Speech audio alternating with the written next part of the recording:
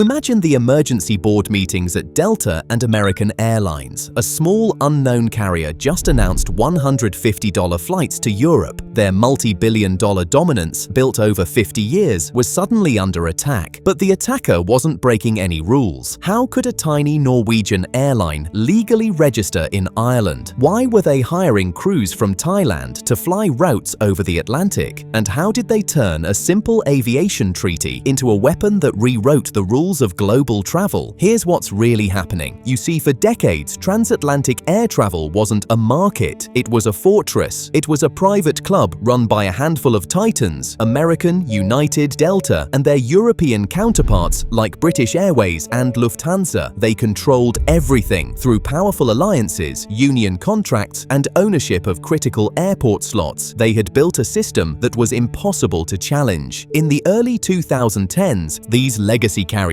controlled over 80% of the entire transatlantic market. This dominance meant they could set the prices, and they did. A round-trip flight from New York to London could easily cost $800 or even $1,000. The cost of entry was just too high. You needed massive, expensive wide-body jets. You needed ironclad agreements with high-paid unionized pilots, and you needed decades to build the network. Many had tried to break this fortress. All had failed, but a small, ambitious airline from Norway, known for cheap flights within Europe, had an idea. It was an idea so simple and so audacious that it would throw the entire global aviation industry into chaos. Norwegian wanted to do the impossible, become the first true low-cost, long-haul airline. They didn't just want to compete, they wanted to rewrite the rules. Think Norwegian's plan was just to sell cheaper tickets. Think again. This was a legal masterstroke. Here's the first clue. Norwegian's CEO knew he couldn't win a fair fight. The legacy model was too expensive. Labor costs alone could eat up 30 to 40% of an airline's total expenses. So he decided not to fight fair. He decided to use the system against itself. To make the low-cost model work, he couldn't operate like a legacy carrier. He had to operate like a ghost. His plan was brilliant. He would buy a fleet of brand-new, hyper-efficient Boeing 787 Dreamliners. This new technology burned less fuel and allowed for long, thin routes. That was part one. Part two was the genius and terrifying part. He created a new airline on paper, a subsidiary, but he didn't register it in Norway. Norway isn't part of the European Union. Instead, he registered his new airline, Norwegian Air International, or NAI, in Ireland. Why? Because Ireland is in the EU. This single move gave NAI access to all the benefits of the European Common Market. But that wasn't even the best part. Here's where it gets crazier. The EU-US Open Skies Treaty, signed in 2007, was designed to liberalize air travel. It allowed any airline registered in the EU to operate flights to the United States. It was a treaty the legacy carriers themselves had lobbied for, and Norwegian had just found its fatal flaw. The treaty said an airline had to be registered in the EU. It said nothing about where its employees had to come from. So Norwegian Air International, an Irish company with its headquarters in Dublin, began hiring its pilots and cabin crews, not from Ireland, not from Norway, but from Thailand and other parts of Asia. They were hired on lower-cost contracts at rates 20 to 30% below European or American averages. This was the Loophole, a Norwegian-owned, Irish-registered airline using Asian crews to fly brand-new American-made planes between Europe and the United States. It was a flag of convenience, a legal fiction designed to do one thing: undercut the entire system. Norwegian targeted a 50% cost reduction per seat mile. They were bringing a knife to a gunfight, and the knife was sharper. This wasn't just competition, this was an existential threat, and the giants were waking up. The moment NAI's application hit the desk of the US Department of Transportation in 2013, the panic began. Boardrooms in Atlanta, Chicago, and Fort Worth went into meltdown. This wasn't a rival, this was a parasite. The legacy carriers and their powerful unions unleashed a lobbying storm on Washington unlike anything the industry had ever seen. They called NAI a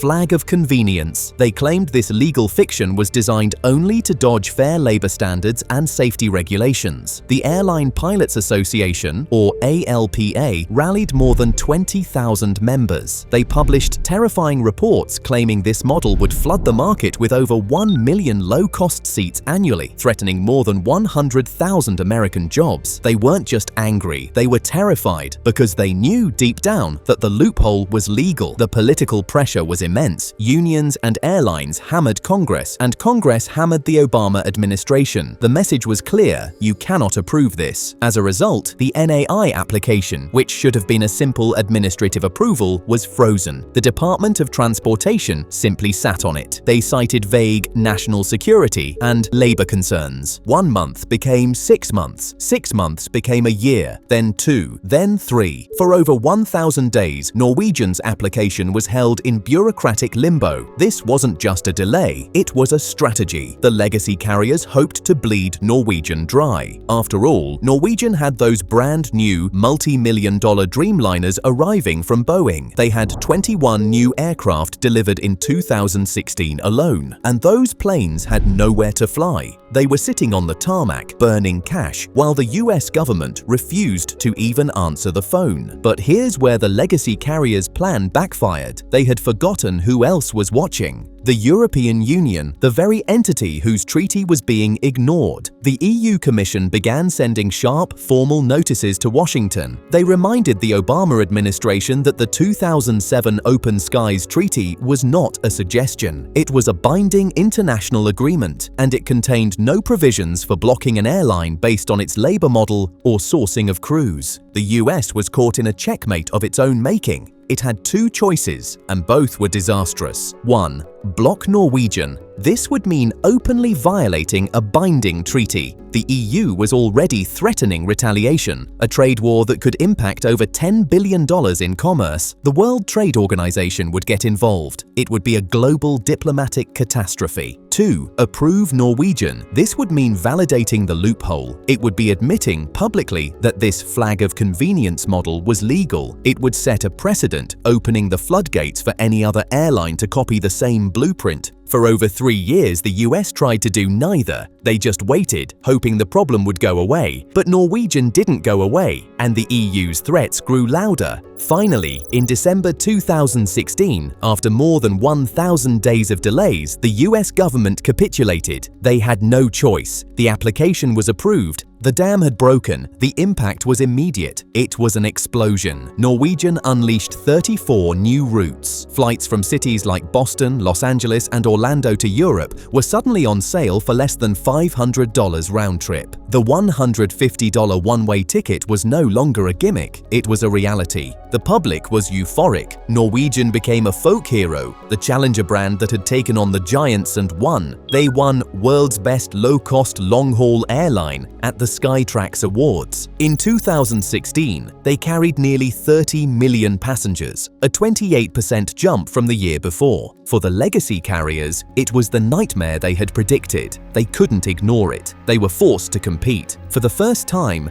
legacy giants like American and Delta introduced basic economy fares on international routes, a direct response to Norwegian. These stripped-down fares were designed to match Norwegian on price, even if it meant sacrificing comfort. On routes where Norwegian competed, average economy fares dropped by 20 to 30%. The entire market had been reset. Norwegian's victory was total. They hadn't just beaten the system, they had forced the system to become more like them. But this revolutionary model had a hidden, fatal flaw. Think this was a story with a happy ending? Think again. The very thing that made Norwegian a brilliant disruptor also made it incredibly fragile. Norwegian's strategy was built on rapid, debt-fueled expansion. They had to get big, fast, to make the numbers work. They were buying planes at a staggering rate, but this meant they were leveraged to the hilt. Then, they were hit with a string of catastrophic bad luck. The Rolls-Royce engines on their brand new 787 Dreamliners had serious technical problems, forcing them to ground planes and lease expensive replacements. Even before the world changed, Norwegian was in trouble. The airline was posting staggering losses to the tune of billions. It was expanding too fast, and the razor-thin margins of low-cost travel couldn't cover the cost of its debt and engine problems. The company was hemorrhaging cash. It had outsmarted the lawyers and the regulators, but it couldn't outrun simple economics. It was a house of cards built for a perfect world. Then, in 2020, the world ended. When the COVID-19 pandemic hit, global aviation didn't just slow down, it stopped. The long-haul market, Norwegian's entire focus, vanished overnight. For legacy carriers, it was a disaster, but they had government bailouts and diversified domestic routes to fall back on. Norwegian had nothing. Its long-haul arm, the revolutionary NAI, had no national allegiance. The Irish government wouldn't bail out a Norwegian company. The Norwegian government wouldn't bail out an Irish-registered subsidiary hiring Asian crews.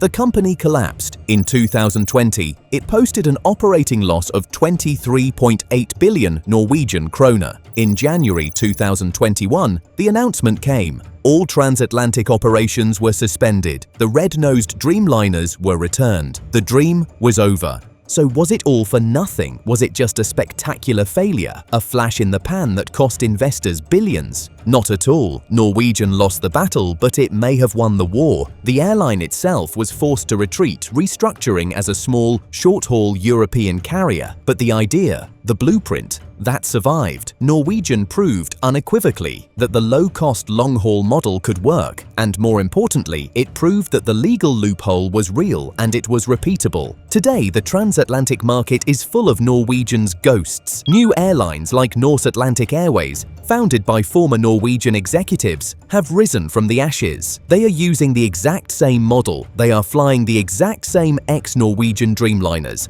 They are using the exact same legal loopholes, and because of the precedent Norwegian set, they were approved with almost no resistance. Norwegian's legacy is the 15% market share that low-cost carriers now hold on transatlantic routes. Their legacy is the basic economy fare that every major airline was forced to create. They showed that aviation power isn't just about fleet size or union contracts, it's about legal creativity. Was Norwegian's audacious gamble a brilliant act of disruption that saved consumers billions and democratized air travel? Or was it a reckless, debt-fueled fantasy, a flag of convenience that was always destined to fail? The story was never just about one airline. It was about whether global aviation is truly an open, competitive market or a protected club for legacy giants. Don't forget to subscribe and click here to check out another one of our videos.